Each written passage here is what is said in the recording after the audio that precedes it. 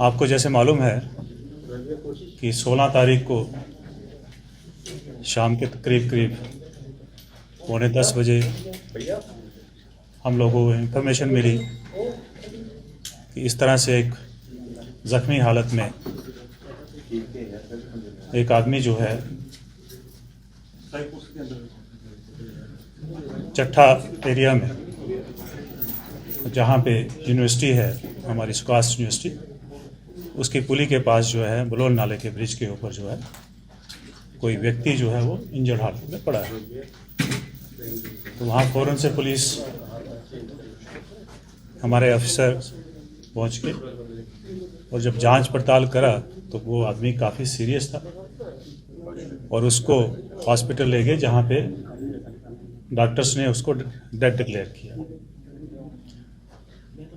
उसकी अवस्था देखते हुए, उसकी हालत देखते हुए ऐसा लग रहा था कि उसको किसी ने तेज़ धारदार हथियार से मारा है, जिसकी वजह से उसकी डेथ हुई। इसमें हमने फ़ौरन से FIR रजिस्टर करके इन्वेस्टिगेशन अमल में लाई और एक सिट भी हमने उसमें बना ली, जिसकी क़यादत जो है SDPO गांधीनगर कर रहे हैं। इस सिट के मेंबरान SHO सतवारी, चौकी अफसर चट्ठा और इनके साथ जो दीगर ऑफिसर्स हैं और SP साउथ, इन सब ने जाके उस एरिया को अच्छे तरीके से देखा, जो भी लीगल फॉर्मेलिटीज़ होती हैं उन सबको पूरा किया।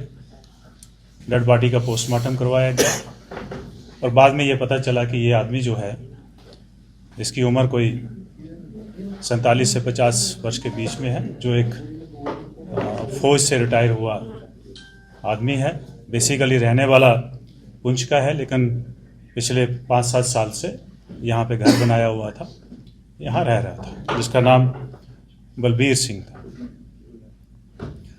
तो इस घटना को देखते हुए जब हमने SIT बना ली और उस SIT के साथ साथ जो हमारी टीमें होती हैं, चाहे वो हमारी टेक्निकल टीम हो, चाहे हमारी इंटेलिजेंसी की टीम्स हों, हमारे पुलिस स्टेशंस को भी हमने एक्टिवेट किया, चाहे वो मीरा साहब का पुलिस स्टेशन हो या हमारे आसपास के ऑफिसर्स, चाहे वो चौकी ऑफिसर्स हैं, सबको हमने अलर्ट किया और अपने जो हमारे सोर्सेस हैं उनको भी अलर्ट किया। दौरान तफ्तीश आसपास के CCTV की फुटेज को खंगाला गया, जिसमें कुछ हल्के हल्के हमें इम्प्रिंट्स जो है मिलना शुरू हुए।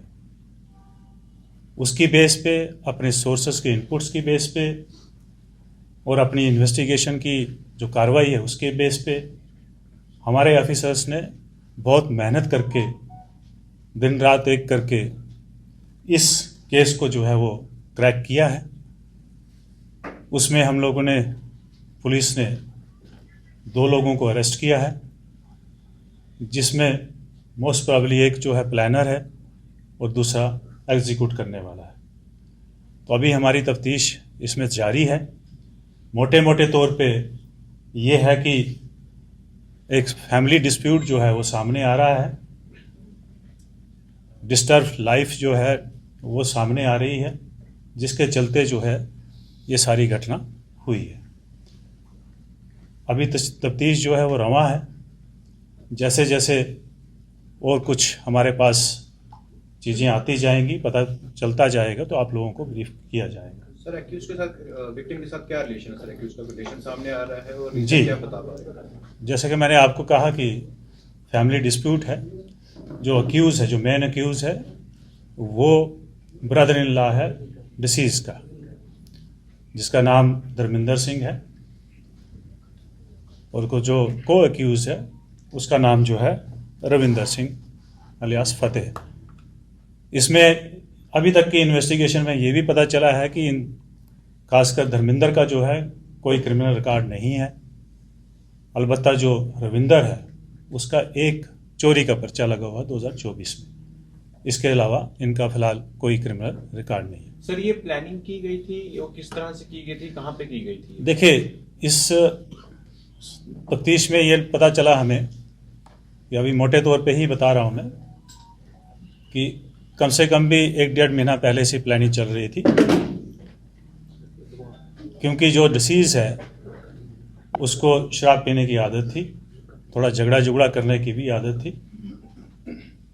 तो वो चीज़ें जो मुझे लगता है कि काफ़ी आगे निकल चुकी थी, जिसकी वजह से जो अक्यूज़ है उन लोगों ने प्लान किया कि इस आदमी को रास्ते से हटाया जाए। सर, डिसीज की वाइफ का भी इन्वॉल्वमेंट आ रही है सामने? देखिए, अभी तक तो जो हमारी इन्वेस्टिगेशन, इसमें मैं कुछ नहीं कह सकता, क्योंकि अभी ये बिल्कुल शुरुआती मरहले में है। जैसे जैसे हमारी इन्वेस्टिगेशन आगे बढ़ेगी, इसमें अगर किसी और की भी इन्वॉल्वमेंट आएगी तो उसको उसी तरीके से डील किया जाए। सर, किस तरह से इस घटना को अंजाम दिया गया है और जो शार्प एज वेपन जो यूज किया गया है वो कहां से इन्होंने लिया और किस तरह से पूरा मर्डर हुआ है? देखिए, जो एग्जीक्यूटर है वो पेशे से कसाई है, जो मीट का काम करता है। वो जो मीट काटने वाला चाकू कह लीजिए या जो हथियार है, उसी हथियार से, जो अभी तक पुलिस ने बताया कि उसी हथियार से ये घटना को अंजाम दिया है। अब जो इसके कहने के मुताबिक वो जो चाकू है या जो हथियार है वो इसने उसी नाले में कहीं फेंका है।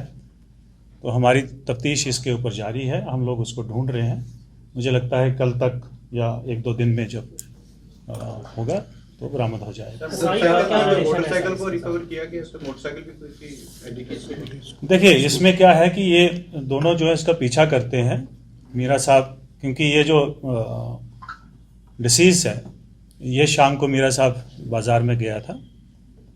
वहाँ से जब वो घर के लिए लौट रहा था तो क्योंकि इन्होंने पहले से प्लानिंग कर रखा था, इसका पीछा कर रहे थे, तो ये दोनों स्कूटी पे जो है इसके पीछे पीछे आए। और आपको मालूम होना चाहिए कि जो रास्ता मीरा साहब से जो चट्ठा के लिए आता है उस रास्ते को इस्तेमाल किया, और एक पॉइंट पे आके स्कूटी को साइड पर रख के ये जो एग्जीक्यूटर है ये जाके उसके ऊपर हमला करता है, उसको इंजर्ड करता है, और वहाँ से फिर ये लोग भाग जाते हैं। एग्जीक्यूटर ने क्यों हमला किया? इसका क्या रिलेशन था उसके, या कोई लालच दिया गया था? देखिए, अभी तक तो यही है कि कोई छोटा मोटा लालच दिया गया था, लेकिन वो अंडर इन्वेस्टिगेशन। सर, 2 क्वेश्चन है मेरे। क्या विक्टिम ने पहले ही कोई कंप्लेंट की थी कि उसकी लाइफ थ्रेट में है?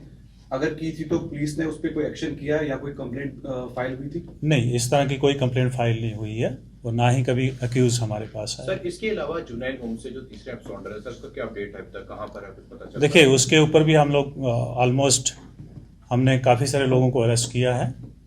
उसमें अभी तक जो मेन कॉन्स्पिरेटर्स हैं, या जो मेन एक तो कॉन्स्पिरेटर है, दूसरा एग्जीक्यूटर है, और एक लिंक मिसिंग है। 3 लोग अभी मिसिंग हैं, उनके ऊपर काम चल रहा है। पिछले की बात करें तो जो दिल्ली और लखनऊ में 6 यूक्रेनी और 1 अमेरिकी नागरिक जो है वो पकड़े गए हैं, एनआईए ने उन्हें गिरफ्तार किया है, जो फिर से आतंकवाद को जिंदा करना चाहते हैं। तो इसको लेकर जम्मू में जो विदेशी नागरिक आ रहे हैं उन पर किस तरह से नजर रखी? देखिए, अभी तक हमारे पास ऐसी कोई इन्फॉर्मेशन नहीं, और ना ही इस तरह की कोई बात। सर, डॉक्टर फारूक अब्दुल्ला पर जो अटैक हुआ था उस केस का क्या अपडेट है? आज अपील भी एक की गई है, जितने गेस्ट थे शादी में। जी, उसमें जैसे आप लोगों को मालूम है कि डीआईजी साहब की ज़ेरे क़यादत एक सिट बनाई गई है।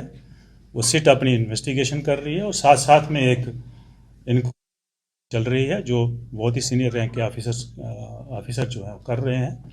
उसमें जो सामने आएगी चीज़ें वो आप लोगों को 5 दिन की रिमांड में कोई लेटेस्ट स्टेटमेंट सर? देखिए, मैंने आपको कहा कि वो इसकी इन्वेस्टिगेशन जो है वो डीआईजी साहब कर रहे हैं, उनकी ज़ेरे क़यादत में है, वो अपनी इन्वेस्टिगेशन उसमें चालू। सर, ये रिंग रोड्स का जितना एरिया, ये एक बड़ा चैलेंज पुलिस के लिए नजर आ रहा है सर। किस तरीके से यहाँ पर देखिए, पुलिस की नौकरी हाई चैलेंज है, और हम लोग इसके लिए बिल्कुल तैयार रहते हैं। सर, ऐसे क्राइम को रोकने के लिए नेक्स्ट स्ट्रेटजीज जो होंगी वो क्या? किस तरह के क्राइम? ये जो मर्डर केस हो रहे हैं, या जैसे आप थेफ्ट होता है, चोरी होता है, तो आप सॉल्व करते हैं। देखिए, सबसे पहले तो हमारा ये काम है, ड्यूटी है कि कोई इंसिडेंट ना होने पाए। हम प्रिवेंशन पे ज़्यादा काम करने की कोशिश करते हैं, लेकिन जैसे आपको मालूम है कि सोसाइटी है, तो सोसाइटी के अंदर कुछ ना कुछ घटना तो जरूर हो। सर, रिलीजियस फेस्टिवल्स है, ईद है, नवरात्रि चल रहे हैं। पहले मैं इनका जवाब दे दूं। कोई ना कोई घटना होगी, उसके बाद अगर कोई घटना हो जाती है तो उसको हम जिसने वो घटना की है उसको कानून के कटघरे में खड़ा करना हमारा काम है। सर कितने ये स्पॉट्स घंटे को में भी cover थ्रेट किया? सर ड्यूरिंग अभी जी? नवरात्र कितने घंटे में कवर किया ये पूरा जो मुझे लगता है 24 घंटे के भीतर हुआ जी। सर ये जिस तरह से ईद है नवरात्रे हैं सर उनके लिए क्या तैयारी है सर पुलिस की? देखिए, सबसे पहले तो मैं आप लोगों के माध्यम से सभी जम्मू वासियों को नवरात्रों की शुभकामनाएं देता हूं और साथ साथ में आने वाली ईद की सबको बहुत बहुत शुभकामनाएं। और जहां तक रहा ताल्लुक कि सिक्योरिटी का क्या इंतज़ाम रहते हैं, तो जनरली जो हमारे इंतज़ामात, जो हमारे पैरामीटर्स होते हैं, जिन जिन चीज़ों को एड्रेस करना होता है वो प्रॉपरली एड्रेस हो रहे हैं। आपने देखा होगा कि हमारा जो जब भी नया साल शुरू होता है उसमें बहुत सारे फेस्टिवल्स भी पहले 2-3 महीनों में होते हैं, और आपने देखा है कि पिछले 2 महीने 3 महीने सभी फेस्टिवल जो हैं शांतिपूर्ण तरीके से हुए हैं, और आने वाले फेस्टिवल भी उसी तरीके से होंगे। और मैं साथ साथ में ये भी अपील करना चाहता हूँ लोगों से कि अमन शांति जो है बनाए रखें। अगर किसी को किसी किस्म की कोई खबर मिलती है या कोई अंदेशा रहता है किसी इंसिडेंट का, तो फौरन से फौरन जो है पुलिस सर कुछ मीडिया को बैन किया जा रहा है बावे मंदिर में जाने से, वहाँ रोका गया। देखिए, इसका डिसीजन जो है वो डीएम साहब ने लिया है। और किसको बैन किया, बैन तो हमने किसी को नहीं किया, लेकिन लाइव कवरेज जो है वहाँ की जो होती है वो एक ही किसी मीडिया अथॉरिटी को दी है, वही सबको आगे देगी।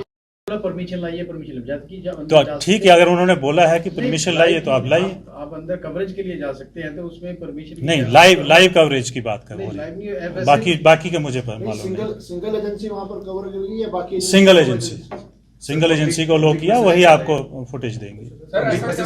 इसमें कि इन्होंने उस बंदे को मारा है जी, ऐसा क्या बीच में मुद्दा था जो उन्होंने? जी देखिए, मैंने आपको बताया कि ये फैमिली डिस्प्यूट चल रहा था। अगर आप उसकी डिसीज की हिस्ट्री देखें तो पहली एक शादी हुई थी जिस शादी में भी थोड़ा बहुत इश्यूज चल रहे थे। उसके बाद जो पहली वाइफ की डेथ हुई तो उसने दूसरी शादी की।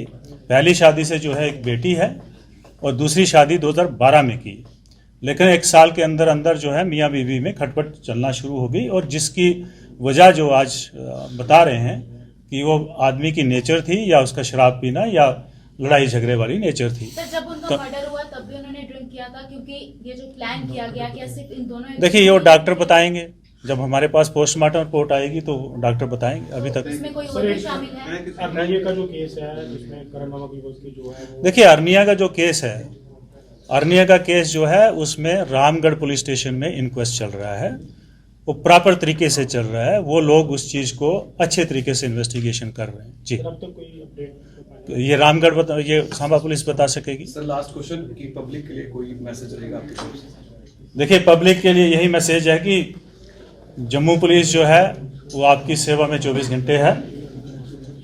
जो हमारी